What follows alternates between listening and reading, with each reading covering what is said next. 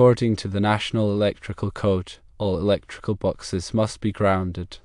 While it is not explicitly stated in the NEC, grounding screws for electrical boxes are typically 10.32 screws and green in color.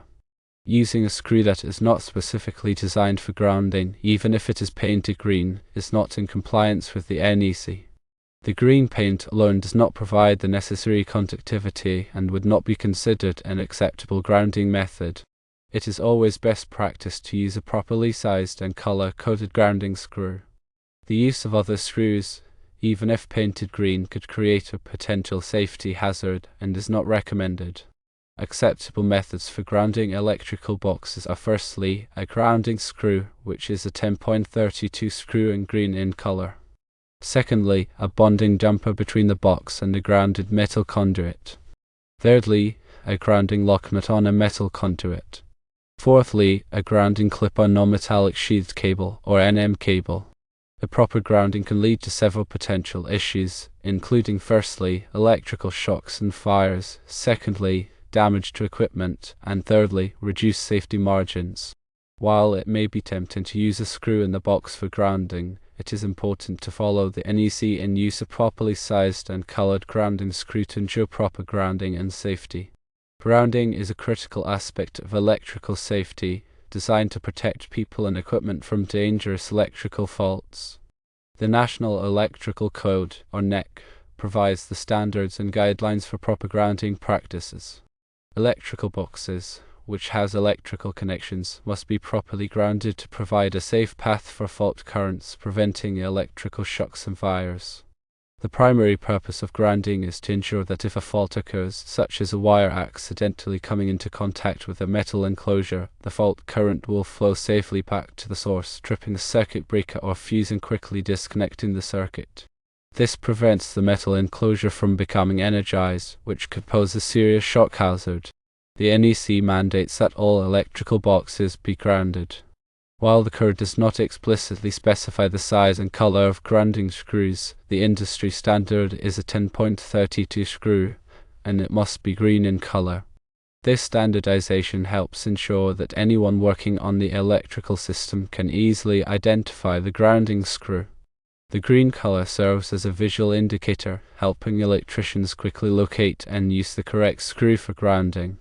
Attempting to use screws that are not specifically designed for grounding, such as the screws used to secure cable clamps, is not acceptable.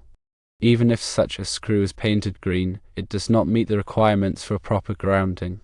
The paint does not provide adequate conductivity, and the screw may not be made of the correct material or have the necessary threading to ensure a secure and reliable ground connection. It is essential to use only components that are listed and labeled for grounding purposes.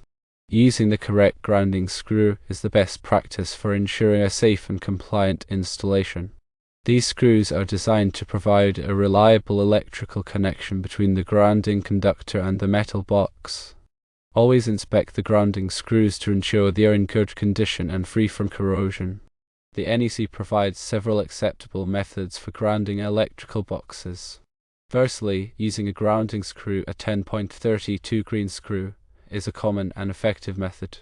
The grounding conductor, typically a bare or green insulated wire, is securely fastened to the box using a screw. Secondly, a bonding jumper can be used to connect the box to a grounded metal conduit. This involves using a wire jumper to create a conductive path between the box and the conduit, ensuring that both are at the same electrical potential. Thirdly, a grounding lock nut can be used on a metal conduit. This lock nut is designed to provide a secure and grounded connection between the conduit and the box. Fourthly, a grounding clip can be used on non-metallic sheathed cable, such as NM cable. This clip provides a connection point for the grounding conductor within the cable, allowing it to be connected to the metal box. Improper grounding can have severe consequences. One of the most significant risks is electrical shock.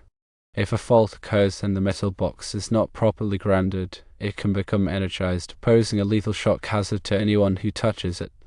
Additionally, improper grounding can lead to electrical fires. Fault currents can generate heat, which can ignite nearby combustible materials, leading to a fire. Improper grounding can also damage equipment. Fault currents can flow through sensitive electronic devices, causing them to malfunction or fail. Furthermore, improper grounding reduces safety margins, making the electrical system more vulnerable to faults and failures. It is crucial to ensure that all grounding connections are properly made and maintained. Regular inspections can help identify any potential issues, such as loose connections or corroded components.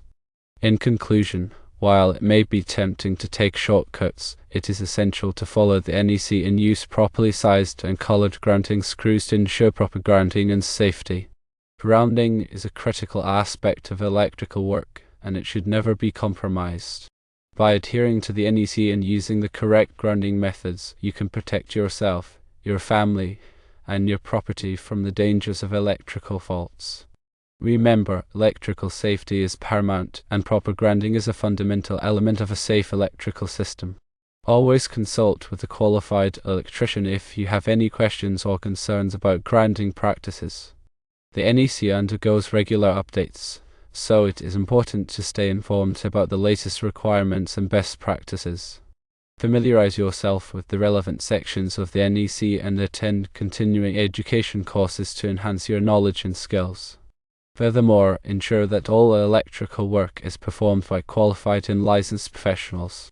Electrical work can be dangerous, and it is essential to have the necessary training and experience to perform it safely and correctly. In addition to using the correct grounding methods, it is also important to use the appropriate tools and equipment. Always use insulated tools when working on electrical systems, and wear appropriate personal protective equipment such as gloves and safety glasses. Before starting any electrical work, always energize the circuit by turning off the circuit breaker or removing the fuse. Verify that the circuit is de-energized using a voltage tester before touching any wires or components. When working with metal boxes, ensure that they are free from sharp edges or burrs that could damage the insulation of the wires. Use a file or deburring tool to smooth any rough edges. When installing grounding conductors, ensure that they are properly sized according to the NEC. The size of the grounding conductor must be appropriate for the size of the circuit conductors. When making grounding connections, ensure that they are clean and tight. Use a wire brush to clean any corrosion or dirt from the wires and connectors. Tighten the connections securely using the appropriate tools. After completing the electrical work, test the grounding system to ensure that it is functioning properly. Use a ground impedance tester to measure the resistance of the grounding path. A low resistance indicates a good ground connection. Document all electrical work that you perform, including the grounding methods used and the results of any tests. This documentation can be helpful for future maintenance and troubleshooting. Finally, remember that electrical safety is everyone's responsibility. By following these guidelines and staying informed about the latest requirements and best practices, you can help ensure a safe and reliable electrical system. The importance of grounding cannot be overstated. It is a critical safety measure that protects people and equipment from the dangers of electrical faults. Always take the time to ensure that all electrical boxes are properly grounded and never compromise on safety. Following these guidelines will create a safe and reliable electrical system.